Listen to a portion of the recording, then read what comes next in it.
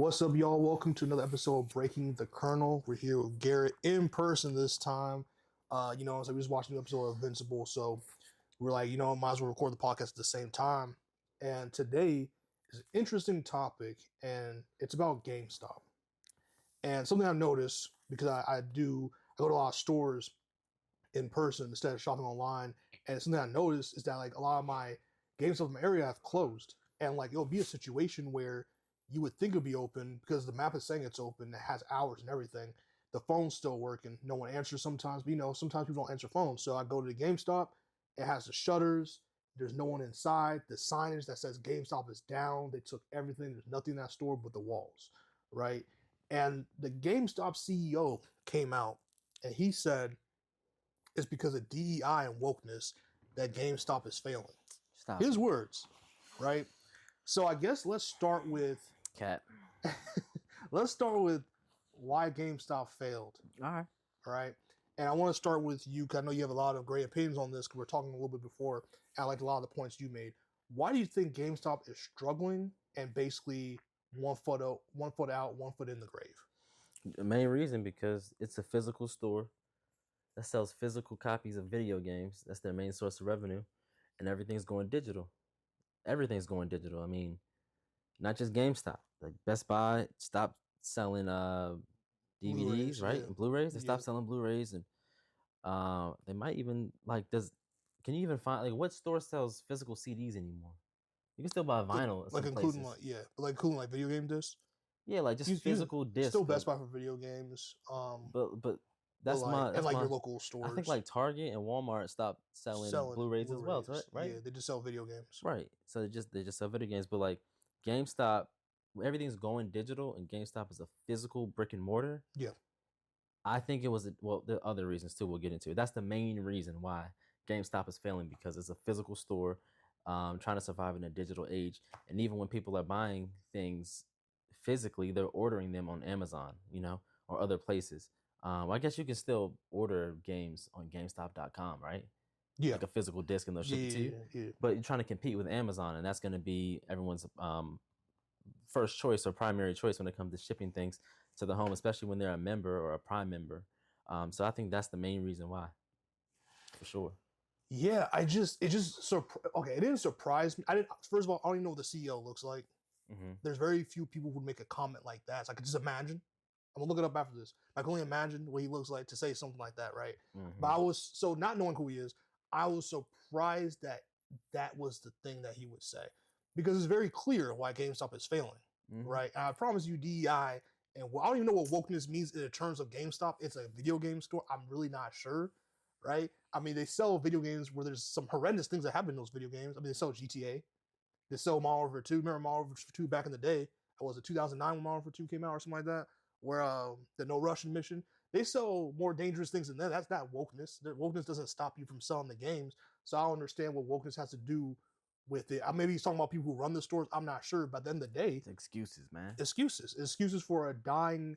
And I'm a huge physical media advocate, but obviously that has nothing to do with whether physical media is relevant or not. Physical media is dying. That's just a fact, right? And we're in a streaming era. We're in a digital online era right now. And I'm looking at GameStop. I'm like, bro, you haven't. Even with the things you said, right? It's not like this is new. This is something that's been trending for a decade and a half now. So if I'm questioning GameStop, like, how come you haven't done anything to like curve it? Like, why haven't you done anything to get ahead of the times, right? Like, you could. Now we talked about this a little bit. Like what would they have done? Like, what pivot could they have and done? Adjust. But pivot and adjust, because Blockbuster did the same thing. They thought it was sweet. I don't know what else they can do though. I'll tell you one thing, selling making your store 50% Funkos memorabilia was not the move, right? Doing this thing where it's like, hey, we're a trading card business now, basically, is not the move. Like, I get they saw trading cards and they see in Pokemon, they see money signs, mm-hmm. but that's a very different economy. Like, you are GameStop. Yeah. You are a brick and mortar location. You're not supposed to sell things 50% above market price, like above retail price, MRSP, right?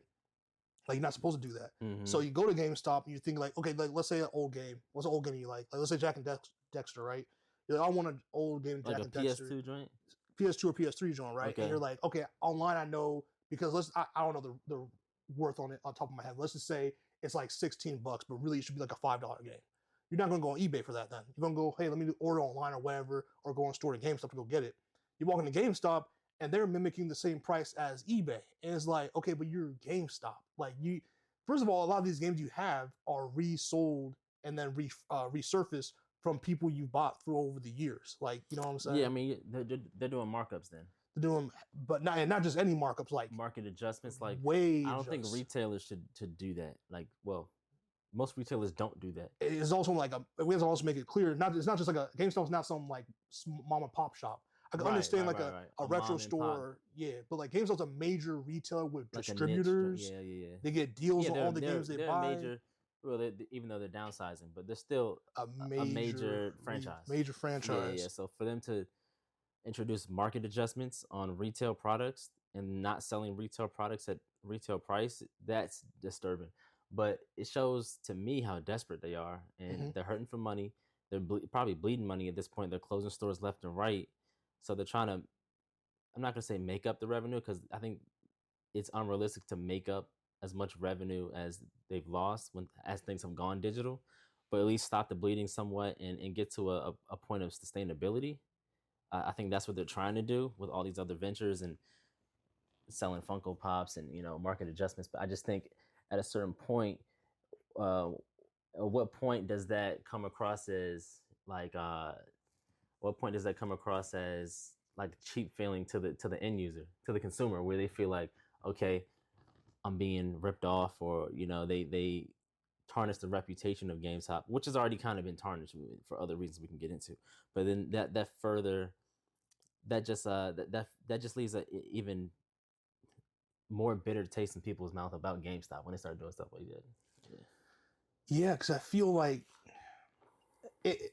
First of all, it's sad to see, right? At least for me, because like for me, again, GameStop was like the cornerstone of like the gaming community when it comes to like back in the day when it came to buying games, midnight releases, if people remember that. Those are fun. Those are fun. Game Informer. You see all these out of things. Business now, right? Yeah, because GameStop owned them, so GameStop stopped doing them. Okay. So GameStop the ones distribute you. That you sign up for the membership, you get the Game Informer, you do all that stuff.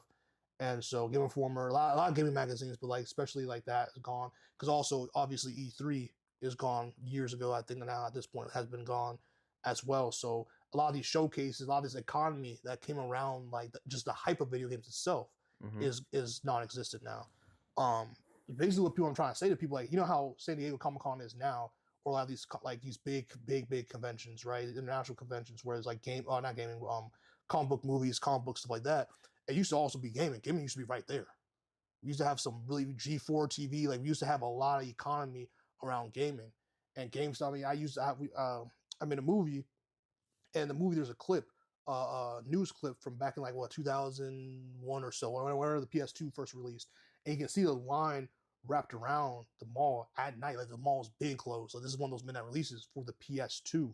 The GameStop in their prime for the PS3 release. The PS4 release is kind of after that where it tapered off, because obviously PS5 release was COVID, and we know what happened with that. But yeah. And the whole stock situation. But there's so many reasons in which why GameStop failed, and I just feel like to just blame it on like DI and wokeness is insane. Because that's ridiculous. It's like, brother, that's the least of your worries. That's the least of your concern. Matter of fact, if you probably had them in, you probably could have made some adjustments to what you're doing so you wouldn't fail. I mean, again, Funko Pops are great, but to base like a majority of your product in your gaming store to Funko Pops is insane. It's an insane thing. That's desperation. And again, we understand that a lot of the you can also buy stuff online. You're a big digital person yourself. You can buy stuff online now. But if I'm GameStop, I'm kind of thinking like, okay, why didn't you, instead of pivoting to like trading cards, all that stuff, you could have done something, or trading card sales and do it at market price. You could have done something like maybe host more gaming tournaments. Yeah, it can host tournaments. I mean, Pokemon card tournaments, Yu-Gi-Oh card. If you're even going to go to the card route, you could also done that. Obviously, not every GameStop is big enough to host something like that. But if you're going to downsize anyway, which sometimes in business you do have to downsize. I just don't see. I think that inevitably GameStop will go out of business like Blockbuster, because I just don't see how they can remain relevant or relevant enough to have a franchise of multiple businesses across the country, or even I don't know, are they in other countries too, like Canada maybe? I know they are in Canada because they They bought are in EB Canada. Games. Okay, Yeah.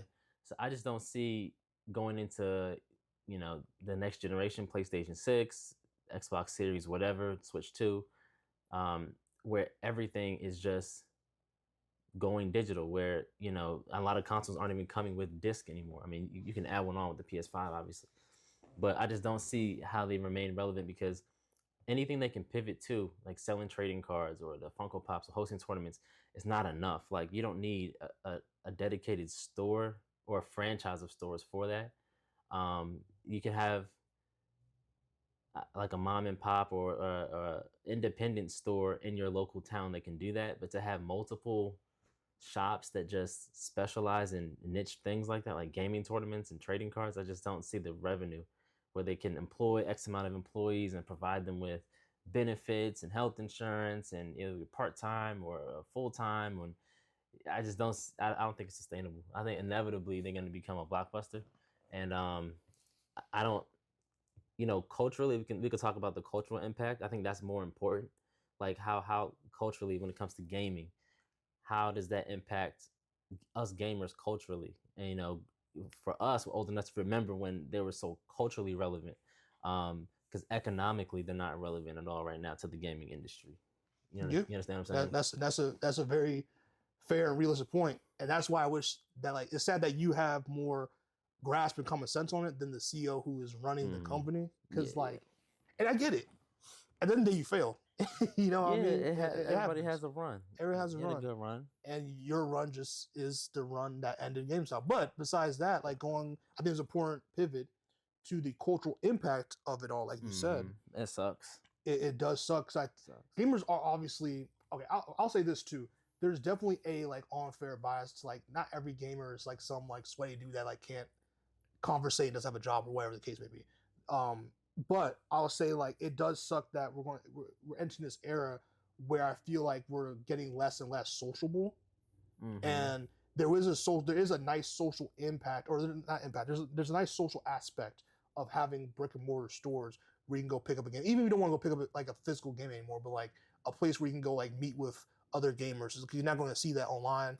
Right. It's harder to get that community, like a central hub, a spot where we can all. And not everyone has comic book stores. Not everyone has local, or not comic book stores. Not everyone has a local gaming store in their area. Yeah. The gaming store was GameStop, or was a Best Buy. Best Buy's never been the best with video games to begin with, but like a really. Best Buy. If you're old enough to remember Circuit City, I remember Circuit City. Circuit City, for sure. If you're on the West Coast, like I was, there was a place called Fry Electronics. They had, heard of them. So yeah, there used to be like so stuff like that where gaming has lost that hub, and I know with streaming, like with Twitch, Kick, all the streaming services with esports and stuff like that, the or even YouTube, the shift has completely changed culturally to what gaming was. It used to be this thing in your house that you played by yourself, and then eventually online got introduced, and then eventually turned into streaming your video game, or really doing walkthroughs and stuff online, which also YouTube walkthroughs made game guides irrelevant. Because remember, game guides used to be a thing. Yeah. Now game guides used to be a thing. You remember when you couldn't figure some shit out and you had to go buy the guide? Man. Donkey Kong 64. That pissed me off. I had to buy the guide. Donkey Kong, Mario 64. Mario 64 frustrated a lot of people. That game was kind of difficult, low key for the time. Devil May Cry games were notorious for needing guides. And if nothing else, it used to just be cool, because you used to be like, oh, this is guy for like $16.99. Go pick up the guide, had all the tips and tricks of these things. Basically, like what people use. There was a website. Remember that website? Well, there's GameFAQs. Remember GameFAQs? But there was it was called Cheat Code Central. CCC. Yeah. You would go on there and just type in any game, and it'll give you all the cheat codes. Grand Theft Auto San Andreas. Unlimited lives, unlimited this. Yeah, stuff like fighting games. You can unlock certain characters without You can just go to these websites now. Just YouTube it. YouTube it. Yeah. YouTube it. And I'm happy for the YouTubers. Get your bread, get your money. Yeah, for sure. But it's just, and maybe just because it's just this is what happens when you're aging and times change and technology changes so drastically, right?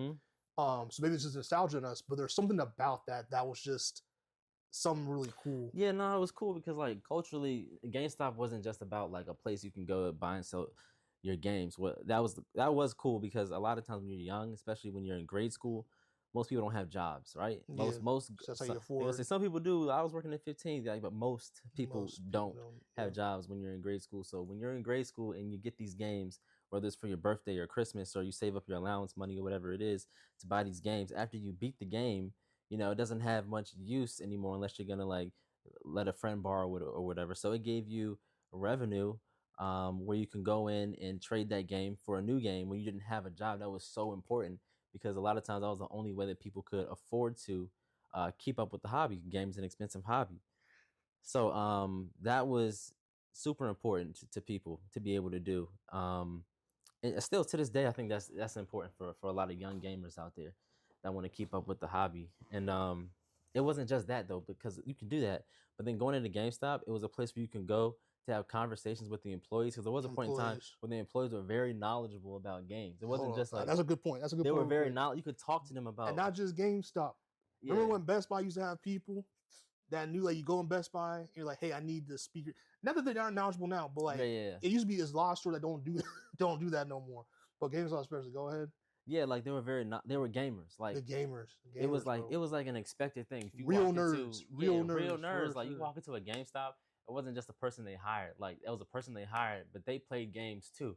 And working there, they would have conversations with their coworkers about games. Of course, they living and breathing this stuff every day.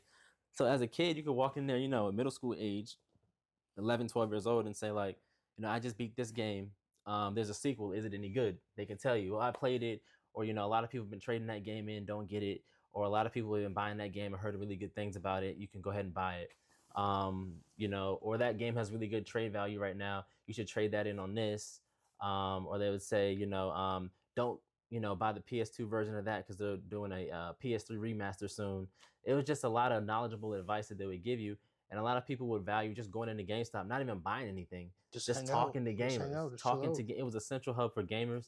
The employees were very knowledgeable. They were true gamers. People would come there.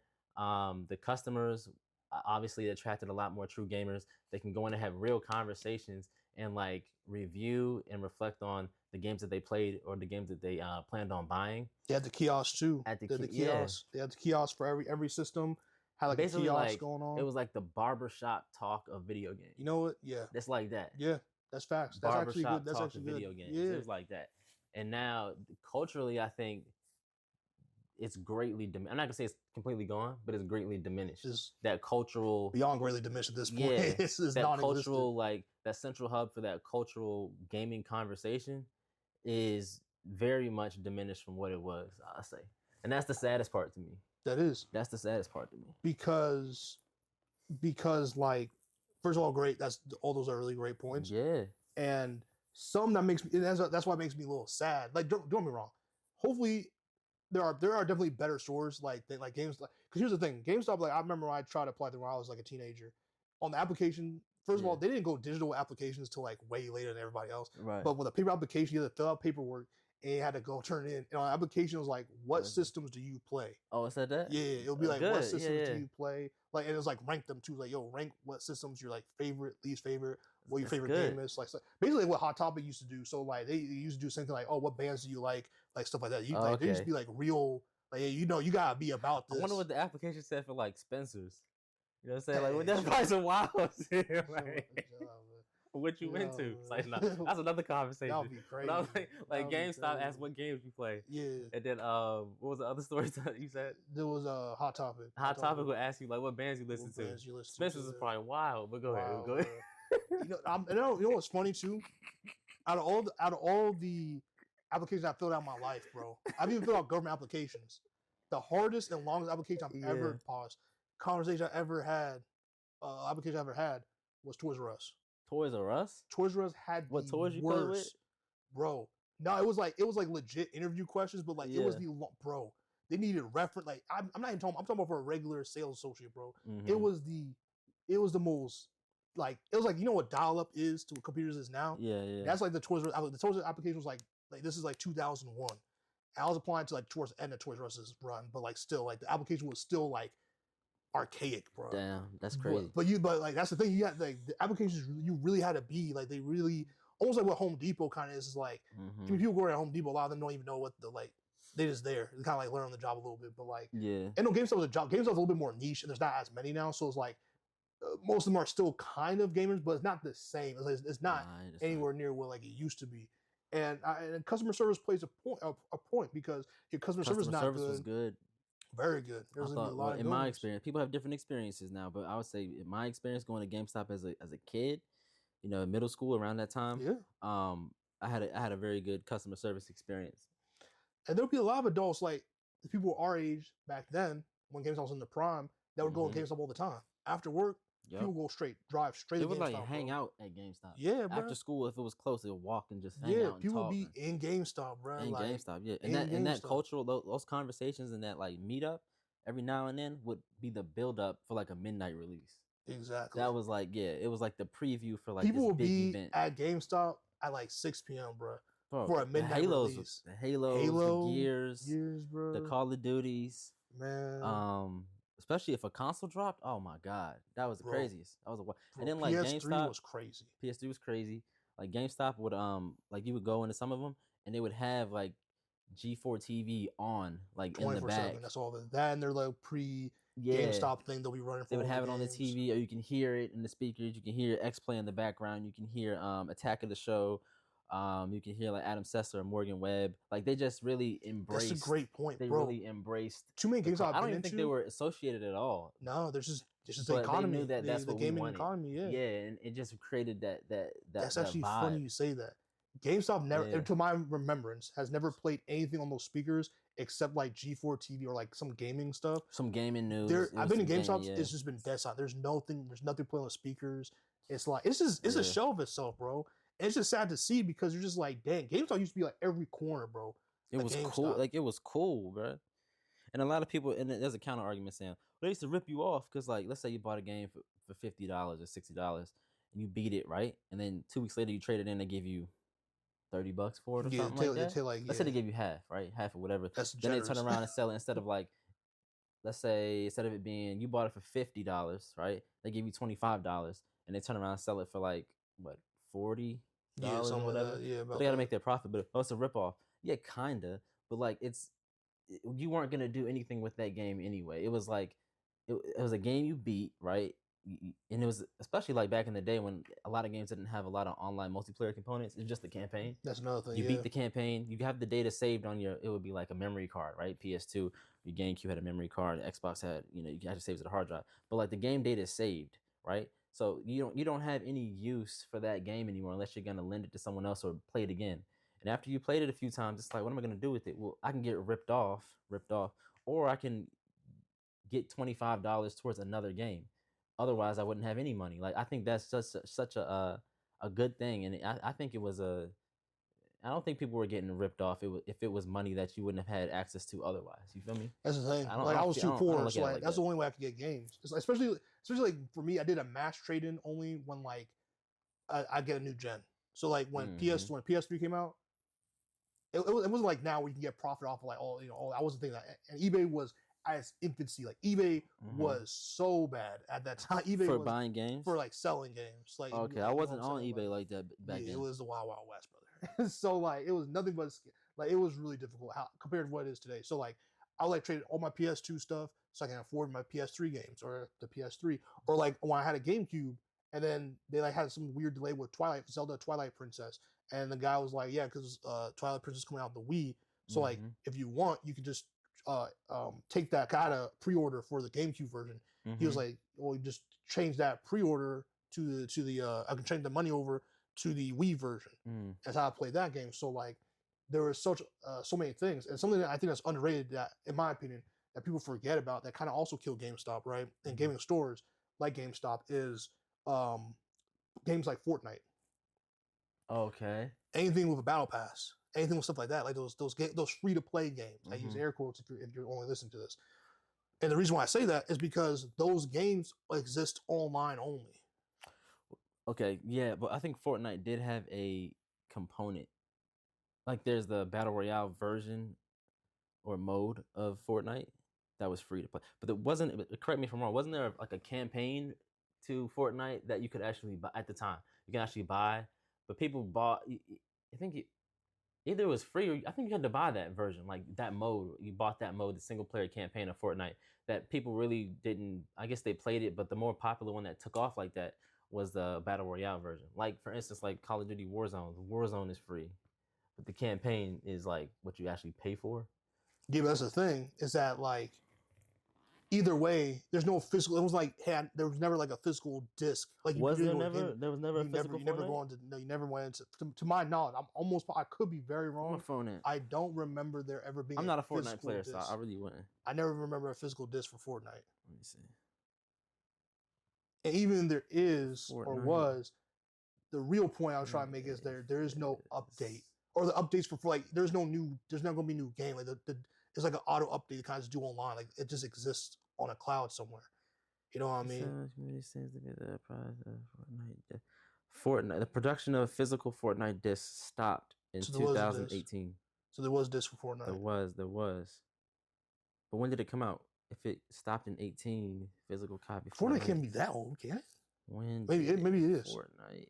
Because Fortnite I think came out 2017, 1 year. 1 year. So damn. And that's the game that like I don't know the hype around Fortnite at the time. I don't know if people were like heard about Fortnite like really clamoring for it at that point because I don't know how it got popular like that. Kids. I mean, yeah, but I don't know how. Kids, that was the first battle. Like that was the first of its kind before like Warzone and the dances and then all that. Like all that stuff came out. But either way, like but that hurt GameStop. You're saying? Yeah, because that was like a game that sold millions and millions of copies, and there was no used games going back into the GameStop. And every update was always going to be online. So every quote unquote season is online. So like I'm saying that's like that's the new future of a lot of games only existing on a cloud somewhere digitally. Yeah. And someone commented this the other day, and I really actually liked this on a different video I made about GameStop. It's like what's going to really determine the true depth of physical media, in terms of new physical media come out, at least when in terms of video games, is definitely going to be what does Switch 2 announce in April? What does PS6 announce when it comes out? Switch 2 is going to be physical. They're going to have a cartridge. We'll see. I believe. I believe so too, but we'll see. I've seen some leaks. Exactly, but we'll see. There's a slot. We'll see. There's a slot. That could be memory. Who knows what that could be? So, or it could be for your Switch 1 games. Who knows? So my thing is like, yeah, it could be for Switch 1 games. And the PS6, who knows? The Xbox New X, whatever Xbox PS6, I think will be digital only. And if you want to purchase the add-on, just like PS5, but PS5 came out with the physical version and the digital version, right? I think PS6 is just going to be digital. I think so too. And if you want to buy the extra disc to slap on the side, you can do that. But Sony's not going to be shipping any discs. And that's why I don't even think they're going to make it an option. I think they're going to be like, yo, it's just digital only for this thing. And you don't think they're going to let you slap? I don't think How are you going to play all your PS4? No, because you got a back catalog of all I the wouldn't, games. I wouldn't be surprised. Games, like I wouldn't be surprised for the people out there if they're like, listen, because remember, like we talked about on a couple podcasts a couple months ago, that a lot of their users still a bunch, like more than 50, like around 40% still use PS4 games or have PS4s. They have not bought the PS5 yet. Right. I wouldn't be surprised if they're just like, yo, we're just not even going to go through the trouble of having discs. We're just going to go full digital. I think they'll have an option where you. I hope so. For me, I hope so. Because they're gonna make money off of every disc player they sell. They're selling the disc player is like $80. It's a lot of money. Yeah, we know that it's not costing. They're making a killing off that thing. I'm sure, and I because I know how selfish Sony is, I wouldn't be surprised if that's what they're doing. But like I said, either way, I'm saying like it really depends on what those new gen consoles do. Because if they just say, hey, forget it, we're just gonna go full digital. Obviously, there's not gonna be no more discs for like newer games, right? Now, how much does technology change between now and when those new gen consoles come out to the point where like there's a huge difference in a game being released for the PS5 versus a PS6, for example? You know what I'm saying? Like a leap between the PS4 and PS5 was pretty massive. So it's like you can tell massive enough. PS4 and 5 for some games. Yeah, for some games. Like I'll tell you, if you played like what's the game with Ellie? Last of Us. Last of Us to me, or like 2K. Like there's certain games where PS4 version. Like Mortal Kombat, like there's games where like PS4 version to the PS5 version was there was quite a bit of difference. Not a difference of like it's not as minuscule at least as like a PS5 versus a PS5 Pro in my opinion or whatever that's PS5. even less of a difference. That's what I'm saying. So I'm saying like But like some of these games, bro, like, and don't be wrong, The Last of Us and like Uncharted, like those PS4 games were really good. Those are probably bad examples because they last like their graphics are pretty Yeah, some of those pretty PS4 good. games look good No, today. they're very good. To this There's day. like one or two Yeah. PS3 games that are like pretty fire. Like they're really good. Yeah. But yeah, so but I'm interested. But I don't, and that's why I'm saying, like, to my point, to what you just said, to the point. I don't think there's going to be a huge difference enough from PS5 to PS6 graphically to the point where it's like, okay, I'm going to upgrade from like again 40 something. That's a lot of people to upgrade from PS4 to a PS6. You know what I'm saying? Now for them, that's a huge, obviously difference. That's a huge leap, yeah. But for them, price wise, because what's a PS6 going to cost? PS5 was like $700, $600. My PS5 Pro is $700. Yeah, so then PS6. I think the PS6, my opinion, is gonna launch all digital. Yeah, I think at so $600. Too. I think so. Now it's gonna be $600, and I think that's gonna be the launch price of the base console. And I think they're gonna, of course, launch a Pro version a couple years later for $700. I think 6 and 700 is the new like normal. Like buying a brand new console, either Xbox or PlayStation for $500 is gone. That's dead. It's never happening again. The cost of everything is up. Eggs is up. Like, come on, like, you know what I mean? And that's gone are those days. And that's why I guess, like, I don't think this is an episode super long, but and there's a whole nother topic of self kind of, but like another thing you have to think about really is like the gaming industry as a whole is in trouble. It's a real weird place, I should say, because you have places like the Seattle team for Marvel Rivals getting laid off completely. That whole studio got laid off. Not the Chinese. I think because their China company was fine, but they laid off the entire U.S. team that was based in Seattle. And that game is massive. That game, no one has had this kind of expectations for it. That game exceeded expectations. I don't care what anyone says. Yeah. So you have that. You have what was the other team that laid off? I'm not. Oh, the Wonder Woman game the other day got scrapped. I didn't even know that. And Warner Bros. Discovery, whatever their name is now, laid off, shut down all the studios involved. They shut down WB San Diego. They shut down Monolith, and they shut down one other one. I can't remember the name. I didn't even know that. So that game's scrapped. So you're getting to the point now where people are like, bro, whether you create a game that got canceled or whether you create a game that made you $1 billion, you can get laid off just like that. Oh yeah. So it's like they could, and they have a whole problem with union and all kinds of other talks working on. They have a whole situation. You have the SAG actors that work in these games. Also have I think their strike is still going on. I'm not sure what's going on with that. So there's so many different situations. Yeah, I think it's even more unstable now. It has to be. It's crazy, especially with the introduction of Game Pass, where their whole business model is a different business model, where it's based on subscriptions and how many subscriptions that is their subscription base, that their member count, is it growing? How much is it growing? Is it leveling off? Is it decreasing? And then like a game, for instance, like remember a game called Hi-Fi Rush that came out on Xbox? Yeah. It was like critically acclaimed. People loved that game. It was a good game. Came out on Game Pass. It did really well. And then the studio got shut down. Yeah. Like make it make sense. You know what I mean? So I think it's even more unstable now because we're in uncharted territory with Game Pass and other things, subscription based things. So. And that's what I'm saying. It's hard because like, where does the greed start? Where does it end? Where does it keep going? What's the goal? And there's so many people underpaid, and it's such a tragic thing. And you have all these video game companies like Sony, Microsoft, et cetera, buying up all these studios, and then you're not safe either. Because the whole point you join these studios mostly is so that you have more of that financial security to make your game. You also know it's coming out because like, okay, I know that I'm exclusive to whatever. And they have some train wrecks like what happened with Tomb Raider came out years ago. Whereas, like, I forgot what system it was first. I think it was Xbox or PlayStation. It was one of the ones that came out first because they had an exclusive deal with one of them. And the other version for the PC/other system came out like a year later. And it was like, Tomb Raider's not a big enough game for you to justify that. Like, no one cared when the second version came out. People were just pissed off because Tomb Raider was kind of hot because they revamped it. But, like, it's not, Sony, because I don't know if it was Sony or Xbox, but if it was Sony, it was stupid because, like, you have Uncharted. And to me, Uncharted is more of a hot game than Tomb Raider is at the time. Uncharted? Yeah. No, it is. It is. So, like, I love Tomb Raider, but let's be honest. Yeah. Nathan Drake, like, Uncharted changed, like, Uncharted really did so. Come on, man. Like, so you have situations like that, and all that leads back to, like, I don't know what the era, like, gaming right now basically is become from this nice social niche thing to, like, there's so much money because of streaming, because of the economy of, like, a lot of money. Podcasts like this talking about it. There's also, like, esport stuff. Like some of the games are even designed, like they make it designed just for it to be played on esports, right? And stuff like that. So they care more about the multiplayer aspect than the campaign aspect of it.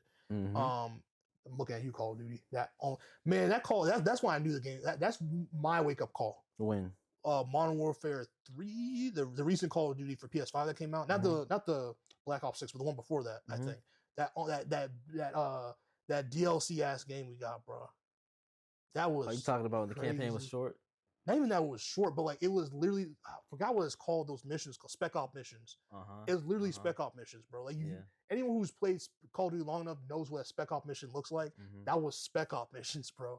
And it was just like a slap in the face. And I don't blame the development team. I know they probably got time crunches, other stuff happened.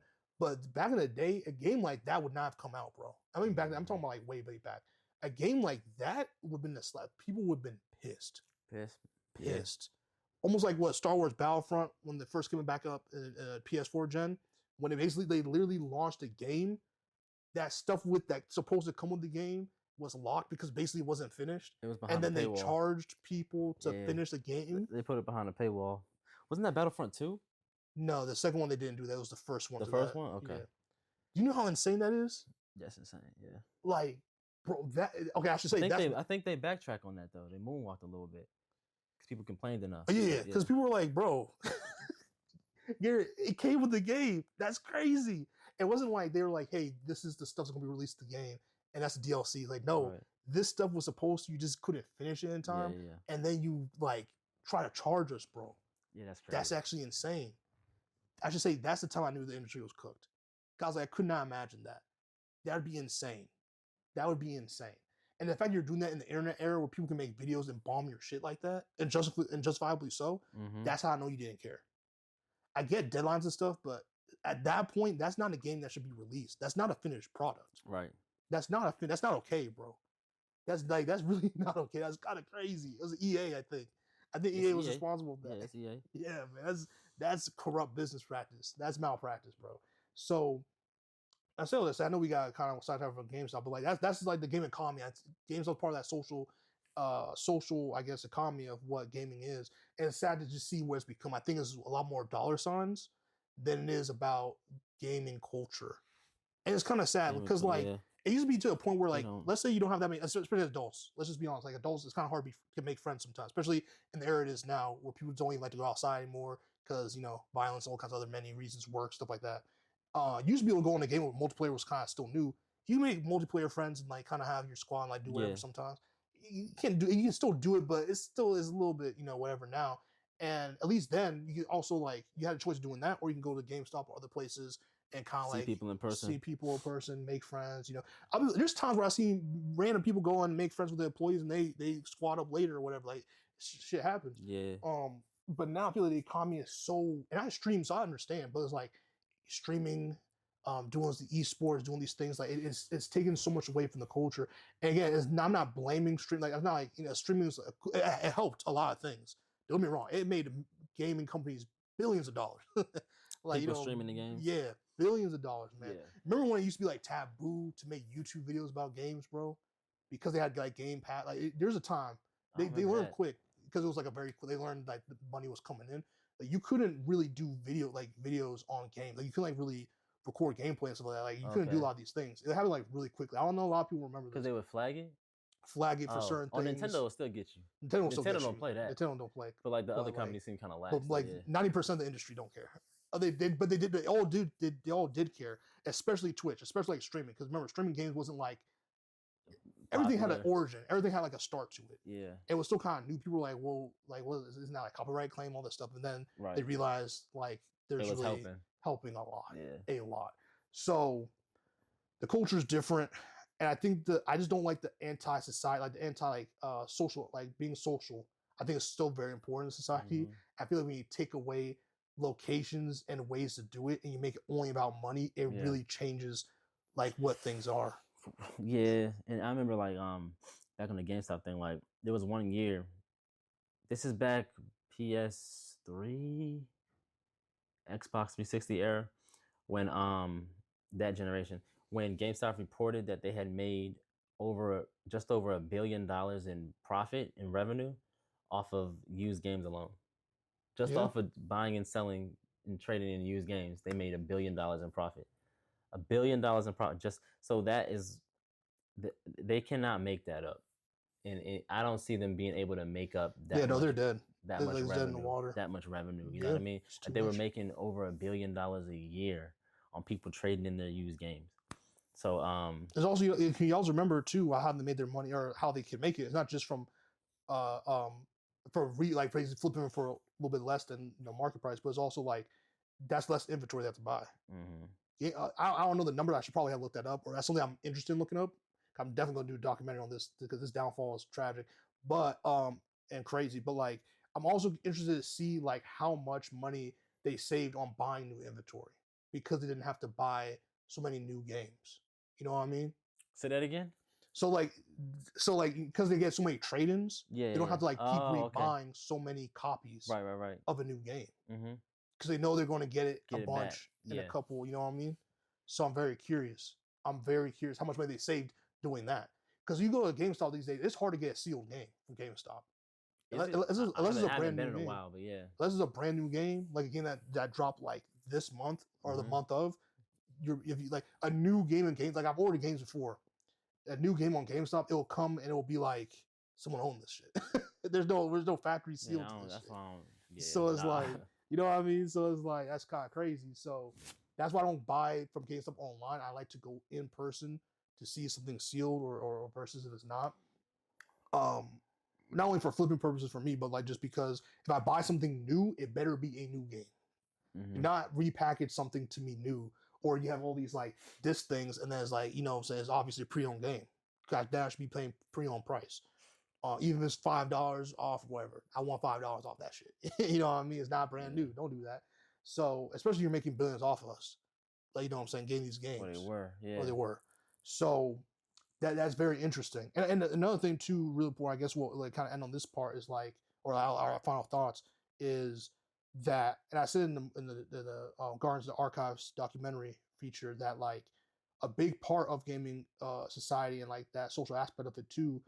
Not everyone has money, and $70 Right. for a game is a lot of money. It's up to 80 for some games now. Yeah, and it's going to get worse.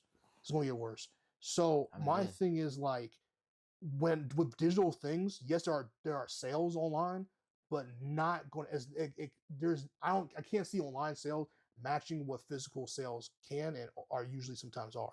Like there'll be some digital sales where you get like 2K eventually, obviously when the season's over and they had months of making their money. Every now and then has some good, like the They have PlayStation good has sales. the holiday sales. They have the spring, what's it called? Like the summer game sale, I think it's called. Yeah, they'll have holiday legit sales around the holiday season. There'll be like some greatest hit sales. But sometimes like that, and they could easily change this. I just don't know if they will, but they could do stuff like this. They'll be like buy two get one. Yeah. Buy three get two, or like spend this amount of money, get this much off, or trade these games in towards X amount of money off a new console or a new game that's coming out. There's these things that you can do that, yeah, obviously you can go on eBay and get your money if that's what you want to do, sure. But like for the average person who's like, hey, I'm young, or hey, I'm struggling dad and I have kids that like to play games. I just want to like, there's just an easier way. Yeah. And it's a lot, physical clutter, stuff like that. It's like, I'm not trying to flip it. I don't have like this collector's mentality. I just want my kid to have the latest game that they want because it's Christmas time or whatever. Like, I feel like people always like thinking everyone has money. And it's like, yes, buying game and gaming is like, it is a hobby. It can, the price can get like that. It can get expensive. Expensive hobby. But that doesn't mean, just because it's a luxury doesn't mean it has to be expensive for the sake of being expensive. Does that make sense? Like, yeah, I hear what you're saying from. I'm not saying like the user perspective, like us. Yeah, I'm talking about us. I'm not even talking obviously business. Like I understand the business perspective. Yeah. I'm not even, but I'm saying like I just feel it just sucks to see that we're getting so much further away from making gaming for everybody and making it more of like it's just profit. It's just, can this streamer stream this? Can this person do this? Less in the advertisement. If I told you as a creator myself, like I've seen the back end of like working with big brands and how they try to Jedi mind trick people, and like a lot of people get sent VC for 2K streamers and stuff like that. They get VC sent to them, bro, to go max the character so that their gameplay can look good, so that people want to go buy it.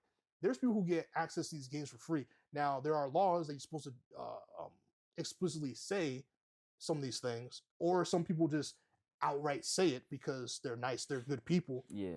But like there are some things where they're like, "Yo, we're gonna slide you like exit like $100 or $500 worth of VC To or do what? virtual currency just to max out your character or like spend it on like the ultimate team, like just spend it Oh, to to like showcase the game to the make people full want to buy it potential to of the entice game. people." Yes.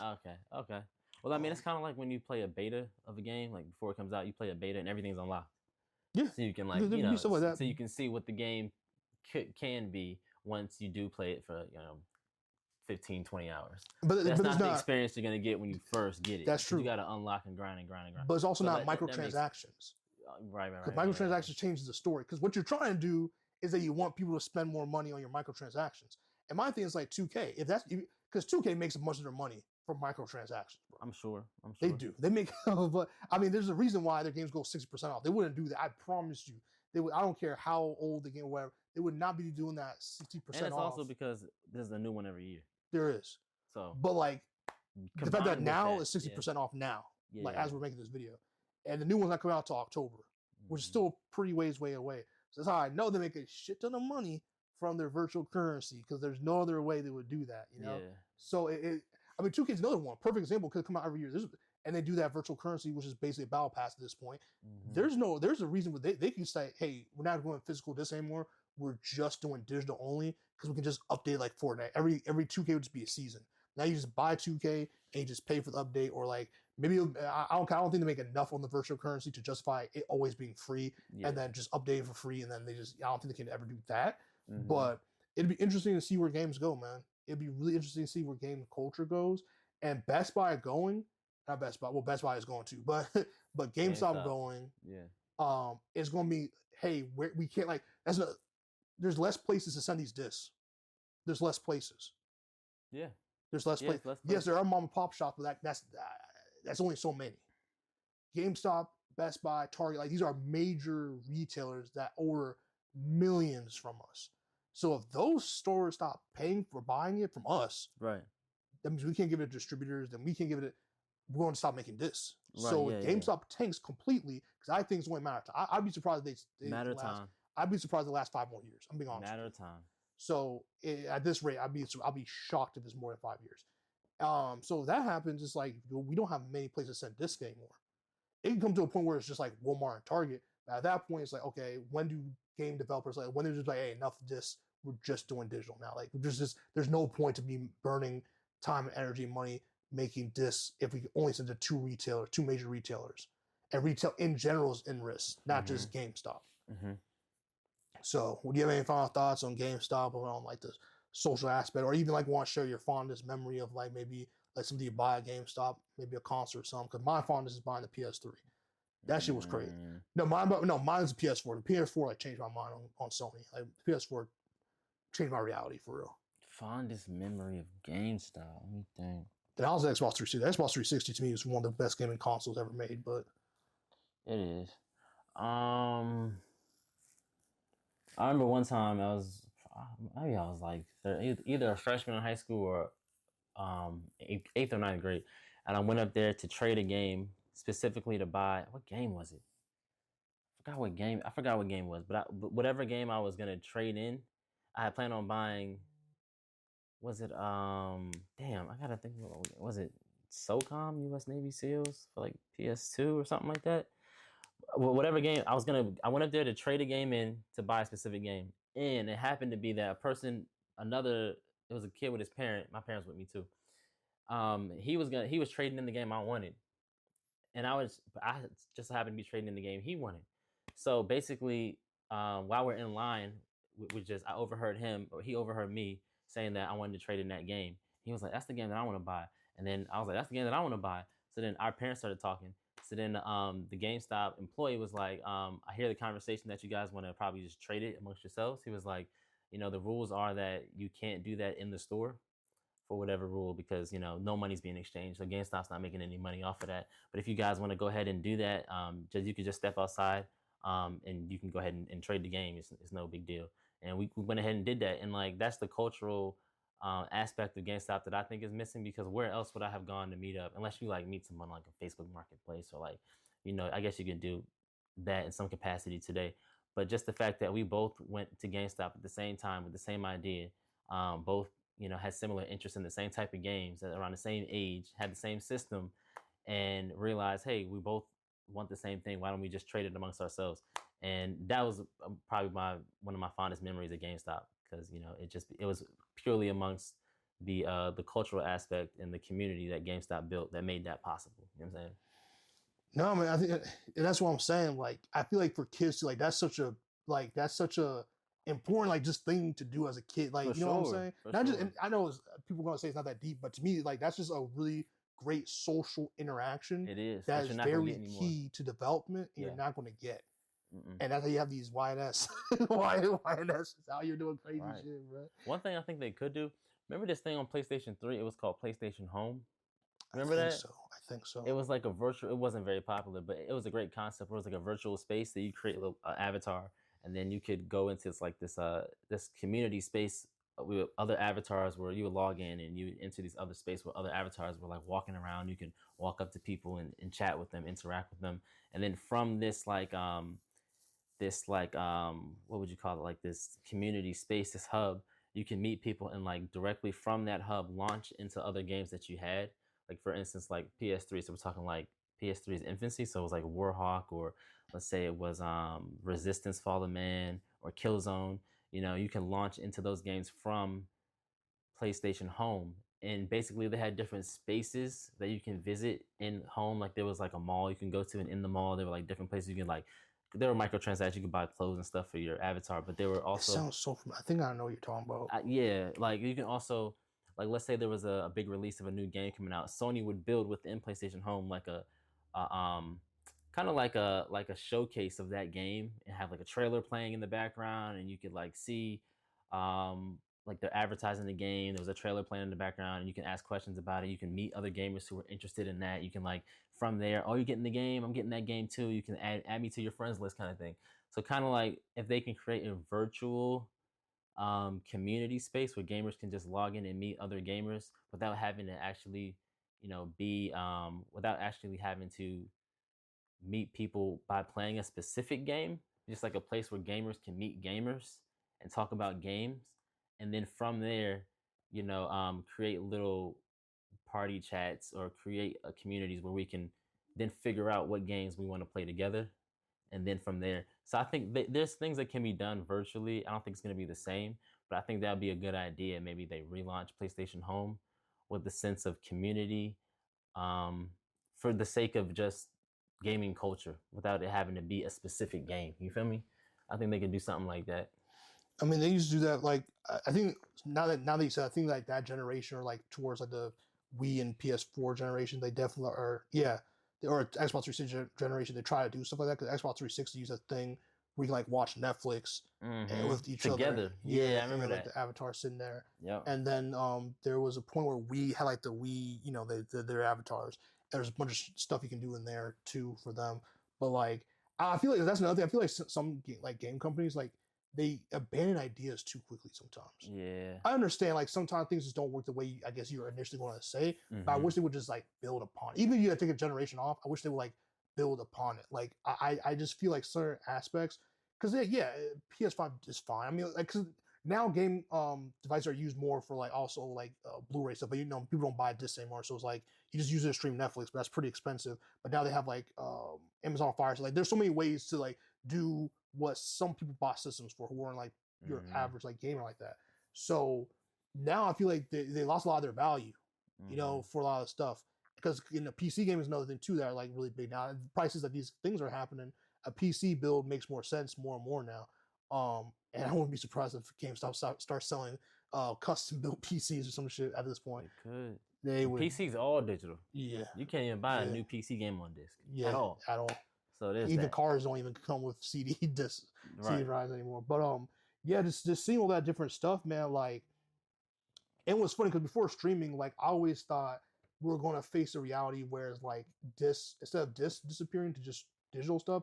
I thought it was going to just be USB drives or chips or something. I didn't know it was like I never thought physical media was going to just be lost. But I just don't like. I also don't like how everything's tied to like um everything is tied to digital stuff. Like when Sony had their outage, and you couldn't even play games that you own. You couldn't even That's play crazy. single player games if they had online aspects for it. Like That there's was so the many recent one.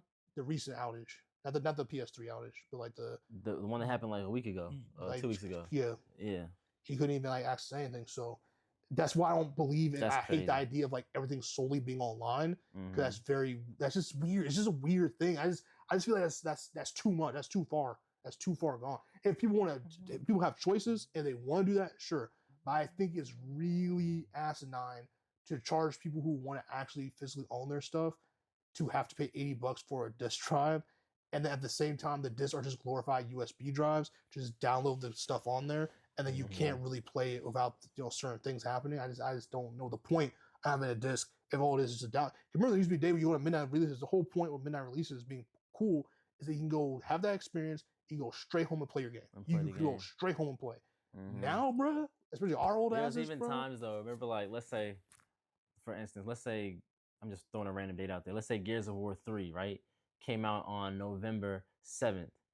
You know, somehow, some way, little mom and pop shops or whatever, you would go on like Xbox Live and see someone's playing that game 2-3 days before it came out. Yeah. How they got it, I don't know. Backdoor, found a truck, robbed it, stuck somebody up. Who knows how they got it? But there's people that play like a week early, like before the game came out. People were playing Halo 2 and Gears 3. Um, yeah, that was the thing. Like, I don't even think that can happen with digital games anymore because you may be able to pre-download now, preload the game, but it won't let you play it or log on until the date of the game. So maybe it'll let you launch the game, but you won't be able to log into the servers until the date. So you can't even do that anymore. And that's something that developers probably love. Like that wasn't a good thing, but it was like kind of a cool thing. If like someone at school played Halo 2 or 3 a week before it came out, they were the coolest kids in school. Like that was the shit. Like, you know what I mean? And The stuff there are like games that. that do that on purpose, like just like 2K and stuff. Whereas I don't know if they do it as much anymore. I haven't pre-ordered a game in like probably like 7 years, but Mm-hmm. you can like pay. The whole point of pre-ordering a game is so you can get early access to it. So there are people who did that too, because the sport games do that a lot. Where if you pre-order the game, Mm-hmm. you can get it like a week early, 2 weeks early, some stuff Oh like that damn. Okay. sometimes. So I'm not many games didn't do that, but like there are situations where like some like this is, it used to be. That's another thing we talked about I think before, maybe privately, but like competition is another big factor, bro. There's not really competition out here in these streets like that no more. Because like remember there used to be competition between stores, like Best Buy. Cause Best Buy Oh when yeah, they really yeah, started yeah. selling games like that Mm-hmm. and doing like pre-orders, and doing like trade. Like when Best Buy introduced trade-ins was like 2000, like I forgot, They like introduced 2010. it because all the money they saw GameStop making. Yeah, They were like, hold on, we want a piece of and that. also they were like, we don't want to have to keep rebuying all this shit. We can just repackage it. Right. And so you remember when that happened, right? And it was like okay, if you buy the game, if you pre-order at Best Buy, you get the game a week early. We paid extra money to these developers or Sony or whoever, I didn't so know the that. games so we can get the games I early. didn't know that. Or like, oh, if you buy it with GameStop, you get this special like pack or so. Basically, what Sony and like Microsoft and Nintendo would do, or not really Nintendo, what Sony and Microsoft would do for their console wars. Whereas like if you buy it here, you get this. Versus you buy Like it a here, you get timed that. exclusive. They Yeah, did you timed get stuff like that. exclusives, or like we get this. Stores We used to do get that. this map pack that you Yeah, don't stores get. used to be on some. Okay. There's a time where Walmart was like, "Yo, if you buy, I forgot Wind Waker Mm-hmm. or Walker, I forgot what the game is called, but like you buy that game here, you get a free Ocarina of Time for the GameCube. Legends of Ocarina of Time. Damn. That's how I played. That's not how I played. I played on the Nintendo 64, but that's how I beat it. Was through the GameCube version. Damn. Okay. They free copy. Can you imagine Yeah. a completed free game in this day and age? That's not Mm-hmm. happening, bro. That's not happening. Yeah. It's not happening. So And then GameStop had the membership, right? You become a GameStop yeah. member, and there were like levels to it. But at a certain level, you get the Game Informer magazine mailed to your house every month. Mm-hmm. You get a certain amount of reward points when you trade in a game. Like at this level, you get like I don't know, maybe 20% more than the gold or the silver or whatever it was. It was tiered a certain kind of way. There's levels to stuff, man. Yeah, it was very interesting. It was an annual or a monthly subscription to the game. I think it was annual. I think it was right? annual. Annual, yeah. So it was like $20 a month. They had a nice, they had a good thing going for them, but it's just when the market went digital, you just that's it. Even Game Informers turn into like a because there's so much like YouTubers like they already cover all that stuff. So Game Informers kind of a lot, and there's a whole thing. There's a lot to it, but yeah, man, I don't know what the future is when if GameStop goes under. It's one of those things where it's like a love-hate relationship. But if it goes under, I don't know what's going to happen with physical combination with games. Actually, like the last major game retailer going under, plus like some of this other stuff, man. And I know my Canadian friends are pissed at GameStop's prices. because Canadian, I don't know what it is about the Canadian economy, bro. Buying stuff up there is like they pay money for their stuff up there. So I couldn't even imagine what they're going to have to go through with GameStop closing. They have now. Good healthcare, so you know what I'm saying. Maybe. Honestly, no, I'm very serious. Yeah. It's crazy out there, but yeah. So we appreciate y'all tuning in for this episode, man. That's what we feel about the GameStop situation, gaming in general. We're big game heads, man. Been playing games between the two of like 40 something years.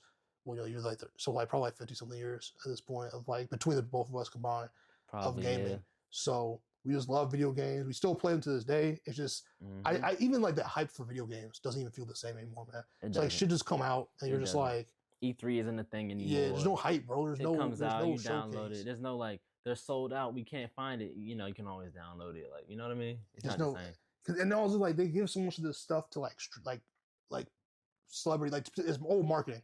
So like they give it to people who like have a big audience. Try to get them. It's like, well, people like us who don't like really give a shit about that and just like care more about the game. Like I want to hear about. That's what's really cool about the Game Awards. Shout out to the guy who runs it, Jeff Keighley. Yeah. He like that. Shout out to my dog. At least the last one. The last one was lit. Not the one before that. This past year was good. Like I want to hear from the developers, bro. I want to hear from like those. I want to hear from the nerds, man. I mean the nerds. I mean the jargon nerds who are like, yeah, this is the game because of this. Like even if I'm not understand it, I'm hyped because I see the people who make the games. I want to see the people who make the games and hype the games. That's what E3 used to be. It's like, yo, I'm coming on stage and we're about to play this game, and you're like, oh, that gameplay is really dope. Da, da, da. It'll be available. This and this. Also, release dates not sticking to it is another problem with game. That's another problem with physical location. When these delays be happening, bro. You think they delay more often now, right? For sure. Yeah. That's a whole different conversation. Because they don't have to logistically shipping all those discs. You kind of got to get that right. You do. You know what I mean? You fuck a lot of people over, you know. Yeah. That's part of the reason why Pokemon doesn't have any delays, because like there's too much in that economy for them to stop doing it. Just like 2K and stuff. Like we can't take a break because that means we have to lay off all those people. Yeah. And also like then these toys can't come out because these toys are tied to this game. Next podcast for the topic, what we could do, right, is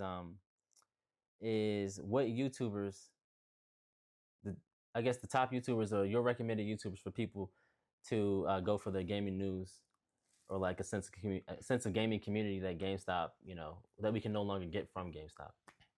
We should do. I have a few in mind now, but that's a whole nother. We can go for another hour. You know who they can go to? Who? Sauces Entertainment. We'll see you on the next one. Like, comment, subscribe. Peace out.